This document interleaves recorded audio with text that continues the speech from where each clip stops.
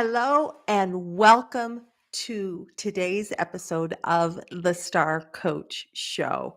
I'm your host, Meg Rentschler, and I'm delighted to be here with you for our solo episode this month, where we're going to dive into something that affects nearly all of us at some point in our careers. And as a coach instructor and mentor coach who has worked with over 2,000 coaches over the past several years, I can tell you that this is certainly something that coaches are not immune to, and that is fear. Specifically, today, let's dive into, is fear holding you back? Now, it's my belief that fear, not hate, is the opposite of love. When we're caught up in fear of what people think about us, fear of whether we're smart enough, strong enough, bright enough, um, that holds us back from the love of the work that we do, love for ourselves, love for our neighbors, love for the world. So when we think about this concept of stepping into love versus fear, I'm going to encourage you, if you're a coach, a consultant, a leader, an expert in your field, this episode is especially for you because we're going to explore how fear creates a barrier that prevents us from stepping into the world, from bringing our expertise forward, from making the impact that we really know somewhere within us that we are capable of doing. And after we look at that, we're going to look at some practical strategies to move beyond those fears. So, first of all, I just want to thank you for being here. I want to thank you for being a listener of the Star Coach Show and to take just a minute to let you know that if you enjoy what we do, we would love to know it. So, if you could follow us wherever you're listening, if you're watching us on YouTube, be sure to leave a comment below what you're seeing. Let me know how this impacts you and subscribe to the show so that you never miss a short that we put out there or a tip or a strategy to help you in the way you communicate, in the way that you engage with others. We'd love to have you be an ongoing listener of the show. Now, as we're diving into this concept of fear today, and if fear is holding us back, let's start by how do we recognize the fear?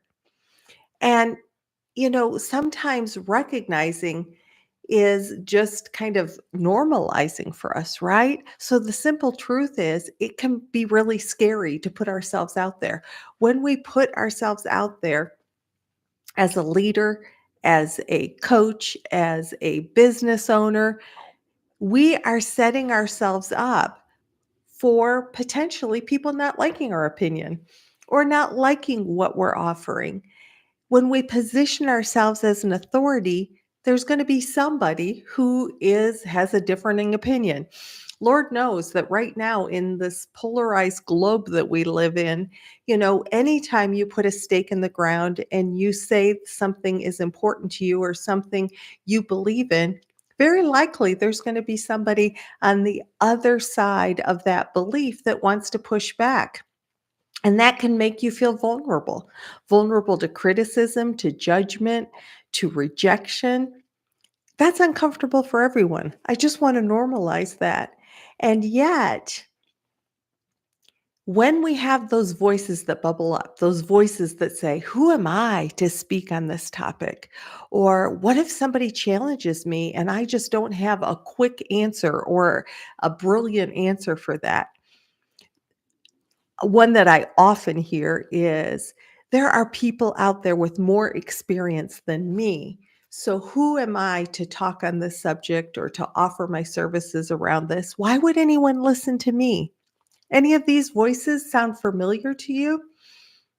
What if I do something wrong or do something that doesn't highlight me in the way that I want to. And then it's out there in public for people to know. So these voices, the chatter that happens in our brain is often fueled by fear.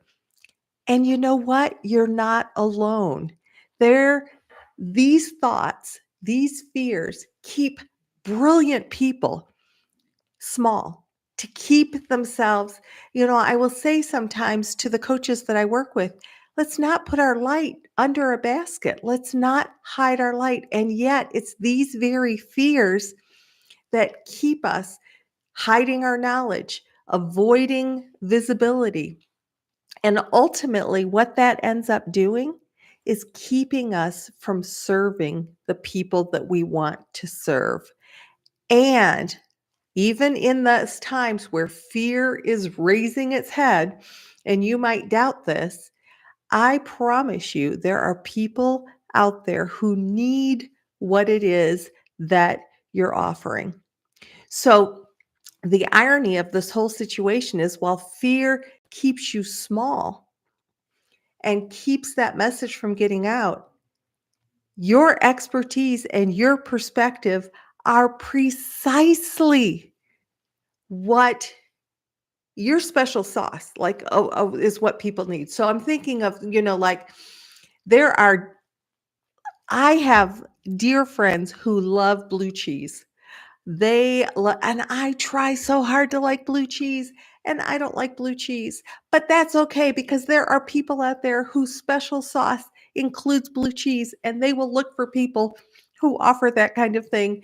And there are other people who don't, and they might come towards what I offer, right? So I know that that's kind of silly to kind of create an analogy around special sauces and what might be included in them. But the reality is, think of your unique combination, your knowledge, your experience, your perspective and approach is so valuable because it's yours, because it is unique. It is your special sauce.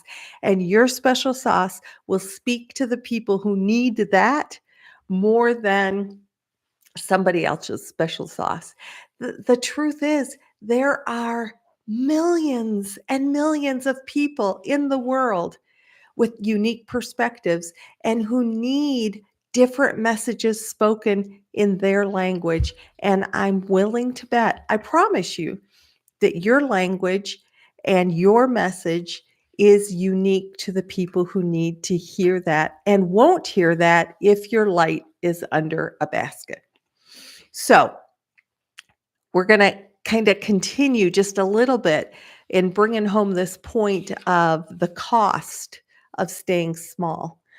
What happens when we allow fear to take over instead of stepping into love of what you do, love of who you are, love of other people? We start with the personal cost. Sit in this for a second. Think about when you hold back your knowledge and your insights, you deny yourself the opportunity to grow. We grow even through that criticism. We grow through feedback. We grow through collaboration and the natural evolution that comes when we put our ideas into the world. If our ideas just stay here in our heads or in our journals or on our digital files, they don't have the way to expand and grow as they do when they see the light of day, when they see other people's perspective on them, and we get that feedback. The second impact of staying small is what I was saying before, holding us back from the people that we could be helping. Every single time you hesitate to share your expertise, someone who needs exactly what you offer is missing out on the transformation you offer, missing out on a different perspective, missing out on expanding their lens based upon what you're offering. And then finally, I would say the broader cost is to the entire world because progress happens through the exchange and testing of ideas. And when knowledgeable people stay silent, misinformation fills that void. And what I would say is that we happen to be in a time where misinformation is a- flourishing. And if those who and ladies and gentlemen, there is a truth and a lie. Those do exist. So when we have knowledge and have expertise and are able to fact check because we are in 2025. There are many, many ways that we can get information. And what I would encourage everyone to do is to get information from more than one source so that we can compare, we can look, we can grow. So, in that, think about the fact that when we are knowledgeable, we have a talent, we have expertise, and we don't share that, or we don't share that because we think that somebody who is on the other side of whatever that experience, belief, or truth is going to push back or get angry or be hateful, and we allow that to control us. I would say that we're then allowing hate or fear to silence love. And I would just encourage you to think twice before you do that. So let's examine specific fears that I hear often from service professionals, people who are out there trying to get their work into the world and work with other people that tend to hold us back because we're human.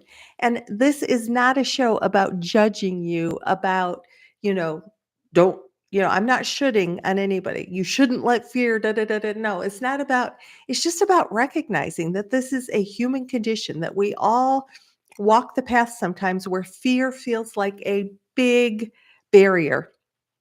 So let's examine some of those fears that might hold us back. Often, one of the things, and certainly I have allowed this, in different times in my life to hold me back, is a fear of criticism. The worry that other people are going to judge our ideas negatively or attack us personally if, in fact, what we put out into the world doesn't align with what they believe, doesn't align with what makes them feel good. Well, that's why there are millions of people in the world, because if we were all the exact same, wouldn't that be a boring place to live? So, yes, there is that fear of criticism. And the reality is, the way that social media tends to be, the way that just sort of the way that I think human nature tends to be, since we're all wired with a negative bias, is that the haters might be more likely to speak out than the lovers. The haters on social media might be more willing to kind of slam you or bring their opinion forward. And I I choose to believe that for every hater, there might be a dozen lovers who just aren't saying anything.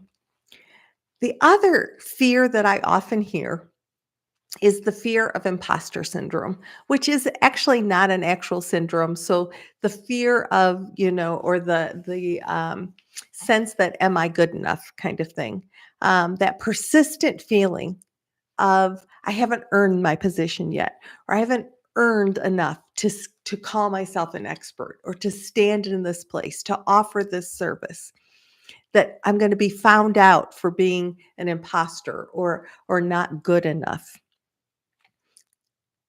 I really want to normalize that. I hear that from physicians that I work with. I hear that from people who have years of experience doing things.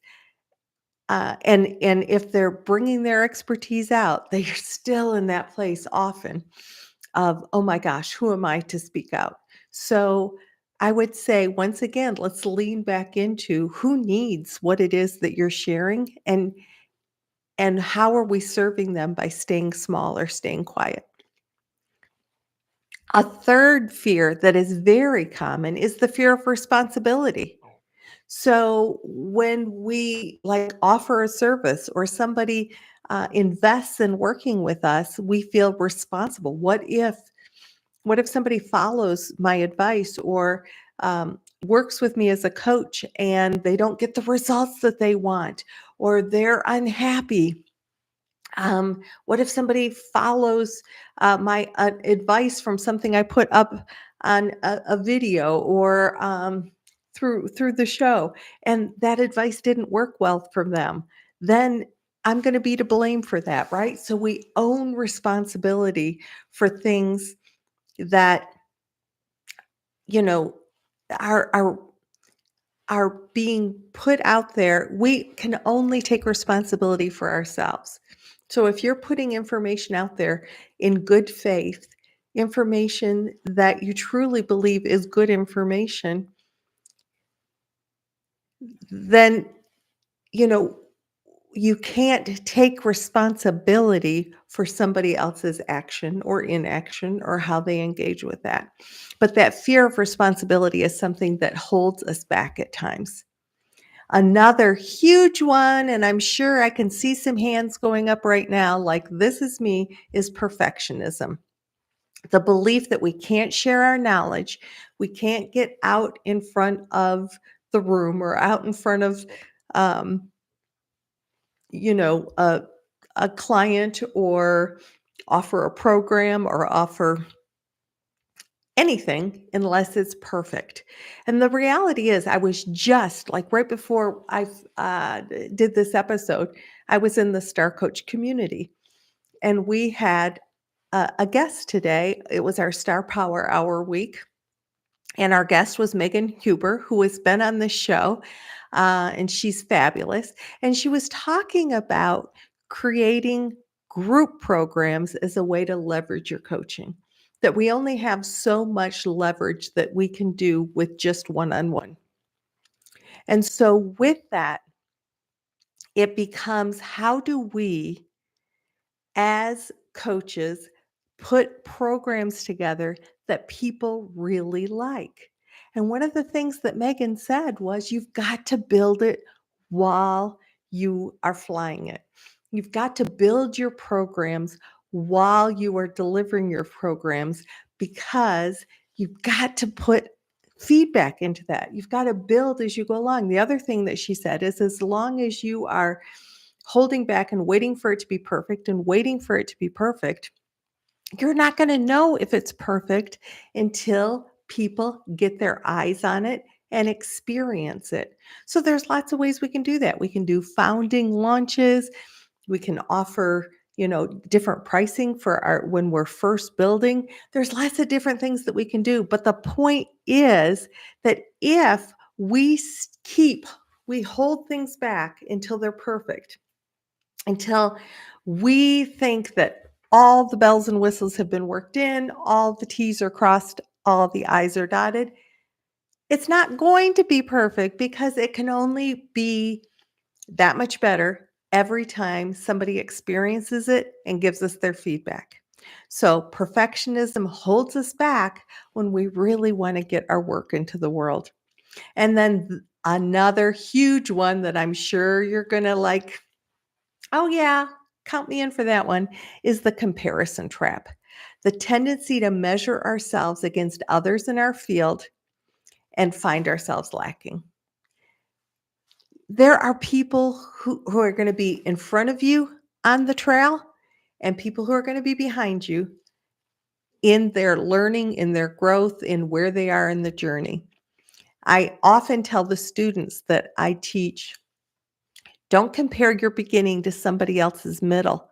Because when you're comparing yourself to somebody who is steps ahead of you, now we can certainly learn and grow from people who are ahead of us. But when we get caught up in the comparison, it's a fear that holds us back. So, fear and the fears of these needs that we have to be liked, to feel safe, to feel like we are are not stepping out on a ledge, and sometimes it just feels like we're stepping out on a ledge. Being afraid of that, that's a fundamental human need to belong, to feel competent, to have our autonomy, and yet to provide services to others. We do risk rejection when we put ourselves out there. That threatens our sense of belonging. I totally get that. When we face criticism, it threatens our sense of competence. Totally get that. And when we engage with others whose narratives are so different than ours, who might be so passionate about their narrative, we could lose control of the conversation. We could feel like we're losing control of our narrative. So let's take the understanding that we're going to have those fears. Those fears are human, but let's look at how we can respond to those more effectively and how understanding those fears helps us acknowledge that they're there and still step into the spotlight that is right for us. And in that, I want to kind of move into some strategies in helping, like, I acknowledge that they're there, and what can I do in response to these natural fears to set some clear expectations for myself. And the very first strategy I want to explore with you is how to set clear parameters in your professional relationships. So, one area that I hear coaches struggle with is establishing clear boundaries when they're working with sponsor organizations or somebody is sponsoring somebody else's coaching. And whether that's defining communication channels, maintaining confidentiality, preventing triangulation between leadership and the coach and the client, in that wanting to keep everybody happy, I see coaches hesitate to assert crucial parameters in, like, setting that up so that I don't want to seem difficult, or I want, I don't want the organization to think that I don't want to work with them, kind of thing. But there's something we have to remember, and this is a great strategy in sort of determining how you want to step into the space. We have to remember that, yes, we want to honor those organizational needs. And many times, the way that we get those organizational needs out is we ask questions and we explore, we use our coaching skills. But then remember that you're the expert in the coaching process. So, how do you take those needs and sort of set the stage for whose responsibility is what and what is the best practices for coaching? Because as you set those clearly and unapologetically, what you're doing is you're showing the best way to partner. Remember, you're the expert in the coaching process. The organization knows what their needs are, but that doesn't mean that the way that they're looking at their needs being met is necessarily the best process for the coaching. So, how do we hear their needs and then set the stage forward in the best way possible for the coaching partnership? When we are really clear and not afraid to be clear, that benefits everyone involved, the sponsors, the key stakeholders, the client, and it establishes you as a professional who understands optimal outcomes. And I promise you, you will be respected for that. It's all about the way that we communicate. The second strategy, and this is just in life, ladies and gentlemen, whether you are a service professional, whether you are trying to navigate the craziness of the world right now, ground yourself in genuine knowledge and expertise. The best antidote to fear is truth and competence. So invest in yourself, continually develop your knowledge, develop your skills. Use the information that's out there and double check your information. See what are the, like, what do trusted, reputable sources tell you that's true about what you're offering, about what you're having a conversation about. Get well-informed perspectives, so get your knowledge from more than one place. Build your knowledge as a professional so that you can stand confidently in the face of questioning or criticism. So when you're offering something, when you are speaking, be well versed in what it is that you're offering so that even if somebody raises their hand and says, "What about?" or you know, I disagree with that because of this. A, everyone's allowed their opinion. But secondly, when you're really grounded in facts, you don't have to be apologetic and you don't need to back. You can squarely stand in the face of the knowledge of that situation. Now, it is not my intention today to say that you have to know everything about everything. No, that's impossible. But it does mean that when you are really clear about what you do know, what you want to be understood to be an expert in, and have the humility to acknowledge sometimes when you don't know something, that's okay too. When we are in a place of offering our expertise and stepping into the world to offer a service, we owe it to ourselves and we owe it to those people with whom we'll work to just be continually growing and gaining knowledge and expanding who we are as professionals. Now, the third strategy that I want you to think about is adopting a communication style that is adult to adult. When we are in a place of feeling fear, we might tend to fall into either a defensive or a manipulative or a giving up our power sort of communication style. And what I would encourage you to do instead of like being apologetic or permission seeking or like I said overly defensive is to actually aim for this concept of adult to adult communication. Let's give you some ideas about what that might sound like.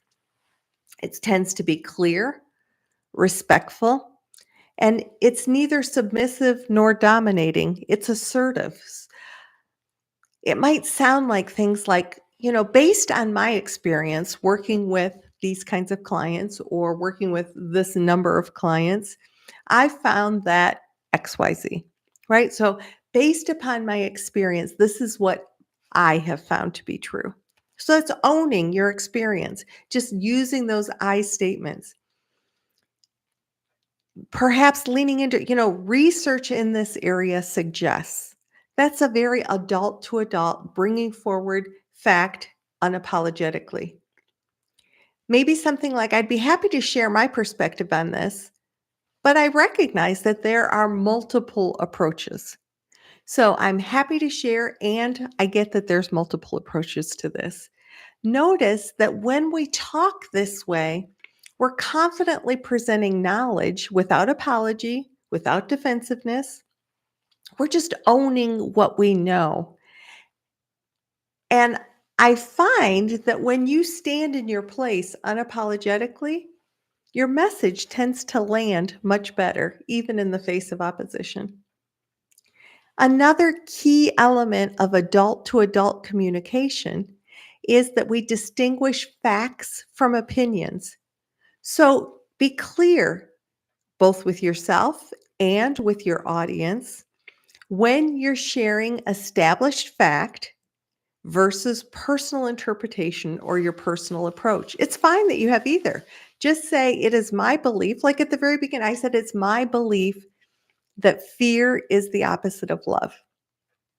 That's my belief. That's what I have sort of, seen through my experiences. But I owned that as it's my belief. So this clarity, when you're clear about fact versus opinion, It allows you to stand firm when you're sharing facts. And also, you can be open to dialogue around interpretation. You can be open to dialogue around other opinion, and you're owning your opinion. This is my opinion. This is my experience. This is my preference, even. We just own those things. Now, the other thing that makes us very adult to adult is that we welcome feedback as a way to grow, sort of that growth mindset, right? We want to reframe criticism in our own brains, in our own experience as an opportunity for growth. Not all feedback is valuable, but when we are able to discern and figure out how can I extract the useful information from this, that can really be a superpower. It doesn't mean that you have to agree with every critique. And I would encourage you to consider thoughtfully what's being offered. That demonstrates confidence, not weakness.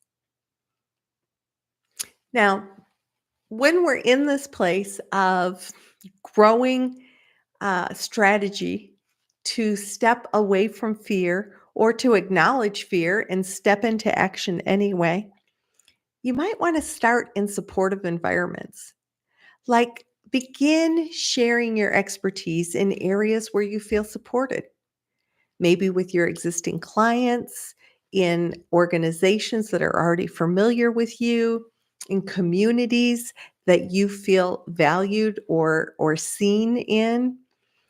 Even at first, maybe with colleagues who share your values, who share um, and appreciate your experience and your expertise. And then as you build confidence, you can gradually expand into more environments. And some of those environments might be more challenging. Another element that I find to be key when I'm thinking about fear holding me back or maybe intimidation holding me back is that I find that if I shift my lens from looking at myself and it's all about me and what am I offering and am I good enough and all that into what is the service? What is the service that I'm offering? What is the result that people are working toward? When I focus on myself, that's going to increase the fear. But when I focus on what I'm offering, what impact that might have, how my knowledge or my partnership might help this other person, what problems might that solve? When I speak in front of leaders, and I just know, I believe to my core that when I help leaders be more curious and open in their leadership, learn how to ask empowering questions and explore to empower their teams, I just know down to my toes that works, that makes a difference. When I stand in that place, when I'm about to go in front of an audience and talk about, you know, leader as coach, basically. And and I know that I am going to be challenging them to expand their lens and to consider new tools to use in their leadership.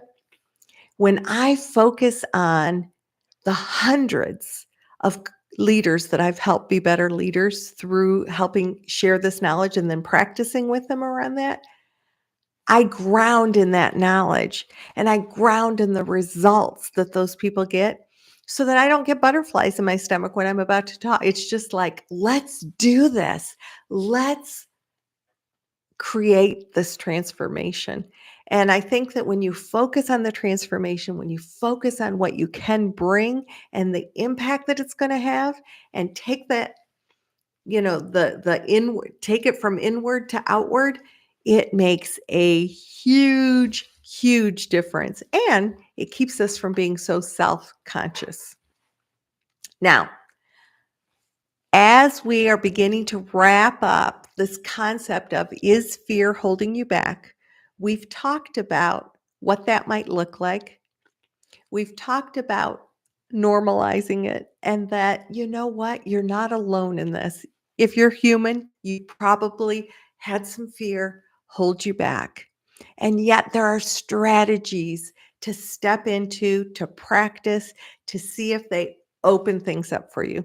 I want to share a couple examples of professionals who have pushed through their fear to make a bigger impact. So, the first I want to share with you is a coach that I worked with who found her voice. She I recently worked with a coach who really has a natural talent for public speaking. She adores it. And she wanted to build her visibility and her business by sharing her message with audiences. And it wasn't so much getting in front of audiences or sharing a message that was holding her back, but those voices that crept in were like, well, but the message I want to share isn't necessarily new. It's not a new concept. So, right there, anybody here ever felt like, well, that's not new?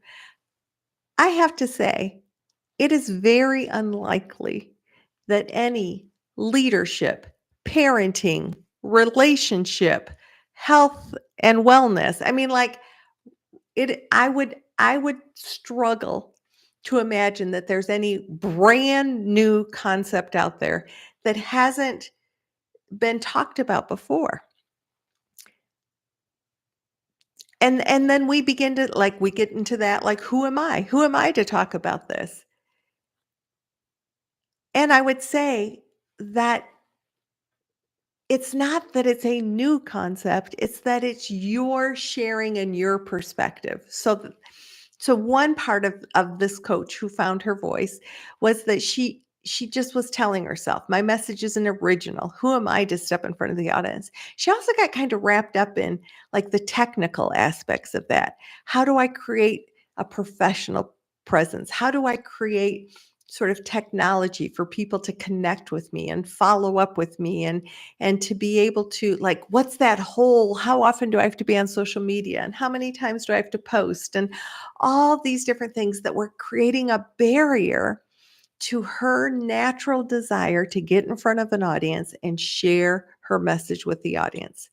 So, through our work together, she began to recognize that once again, it's her unique perspective and delivery that are valuable. It's rare that any concept is completely new and never heard of before.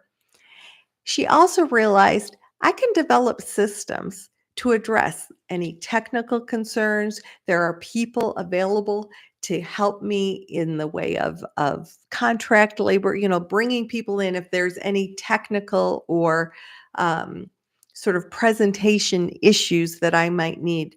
And so let's lean into the expertise that's out there and then recognize that maybe I'm telling myself a story that is not serving me in this situation and it's not serving me to get my voice in front of people who need to hear my message. So through that, through putting those pieces together, she now confidently steps in front of audiences, delivers her message, is able to connect and carry through with those audiences, and has built her business by this concept of speaking, which, by the way, coaches out there, speaking is one of the best ways you can build your audience. So, an example of facing the fear, looking at the fear, and saying, how am I going to acknowledge what's there and take steps to get past that? I'm going to share a second example with you. And this is about a rising leader who actually found her voice as well. Both of my examples are sort of about people stepping into their place and finding their voice and not apologizing for that. So I coached a talented young executive who happened to be the youngest in her peer group. And despite being recognized as a rising star, she consistently when I first started coaching her, she was consistently holding herself back in meetings. She believed that she should defer everything to her senior colleagues. And that reluctance and that fear of who are you to speak out? You're the youngest on the team. You it's almost that concept of be seen and not heard kind of thing.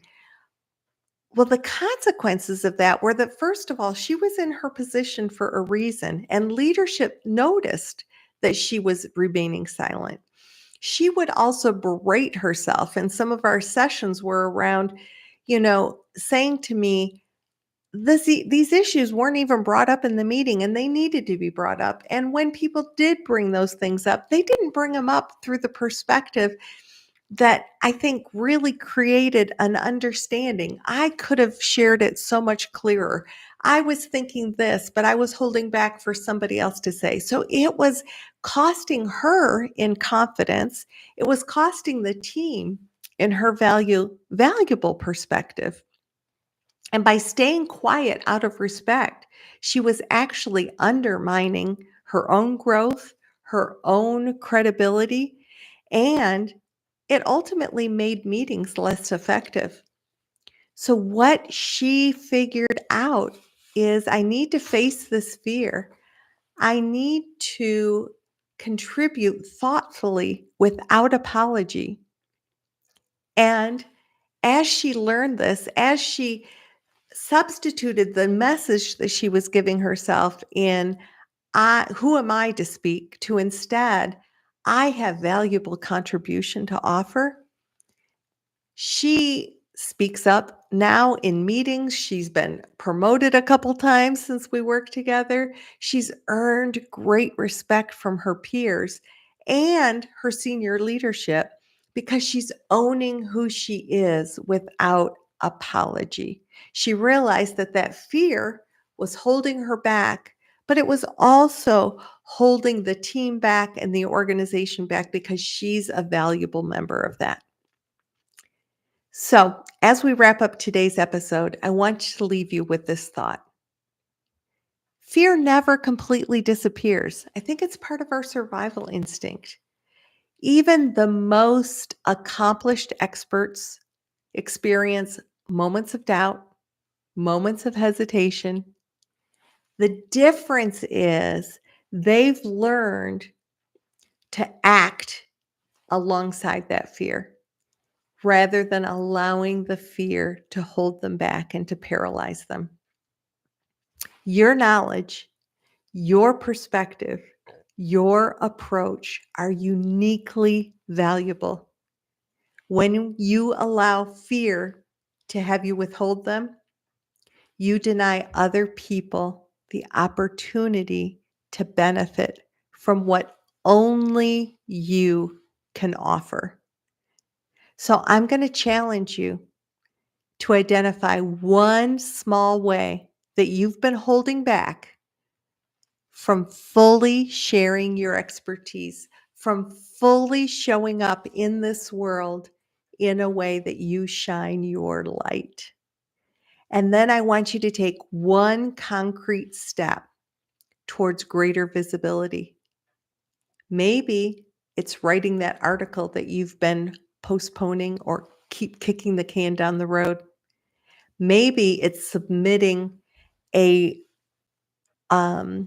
response to a speaker request for proposal to get in front of an audience. Maybe it's reaching out to an organization in your area and offer to provide a free talk at one of their luncheons. Do you know how many organizations there are that have monthly luncheons that are looking, or dinners, but monthly meetings where they are looking for speakers, and they might very well need your approach, your perspective? Maybe it's having a more direct conversation with one of your clients. Maybe it's putting a post up about something that you truly value and believe in, that you think might just make a difference. Whatever that small step is, it shines the light on what you offer just a little bit brighter. And I challenge you to think about this. I want you to remember that moving beyond fear isn't about eliminating it. It isn't about like it's all of a sudden just going to poof, go away. I have no more fear. It's about recognizing that if you're fearful, you must love something very much. And that fear is protecting. And yet, we still want to step into it because that's how we grow. And that's how we expand our impact. So I want to thank you for being here and stepping into a place of challenging our fears, acknowledging our fears, knowing that we're all human beings. It's there. That's what we do here at the Star Coach Show. We sort of look at what's life, what's there, what's in front of us that we just need to acknowledge and respect, and then challenge ourselves to be maybe that much better, that much more engaged with something that might not always be comfortable. At the Star Coach Show, we explore strategies, tools, and resources every single week for how we show up as leaders, how we show up as coaches, how we show up as human beings. So if you like what we do, take a minute.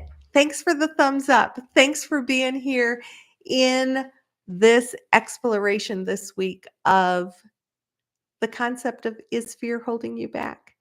And join me for my live show the third Thursday of every month. Um, and be sure to join the other episodes that are every single week with some expert or myself around this concept of getting our work into the world. We are all here on this earth together for a reason. Let's listen to one another. Let's challenge one another. Let's be certain that what we are bringing forward, we have leaned into truth about, and that we challenge one another to step into the truth. And until next week, this is Meg Rentschler wishing you the very best for your success. Have a fantastic week, and we'll see you next. Bye-bye.